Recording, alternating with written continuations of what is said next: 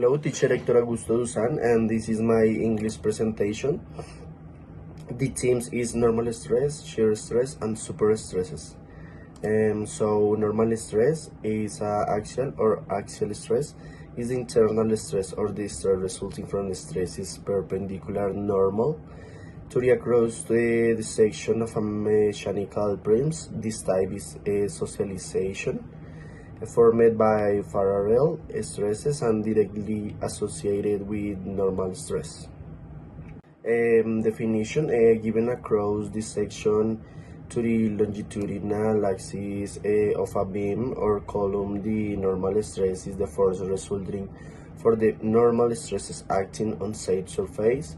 If we consider a Cartesian coordinate system in which the x-axis is aligned with the straight axis of the beam and the G and C axis are aligned with the principal directions of internal of the section. The stress tensor can be observed with the following formula.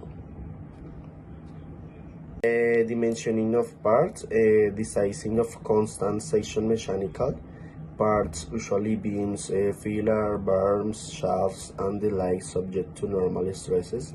Refers to the calculation of the minimum cross the section to ensure that said element has adequate resistance against the normal stresses acting on the part. The sizing is totally different if the part is in intention of cooperation. The second theme is shear strength. Shear strength or shear stress is the internal stress of stress resulting from stresses parallel to the cross-section of a mechanical prism, such as a beam over column. It is variously designated as T, E, B, or Q. This type of request formed by parallel stresses is directly associated with shear stress. For a prismatic piece is related to shear stress, so this relationship we can see in this formula.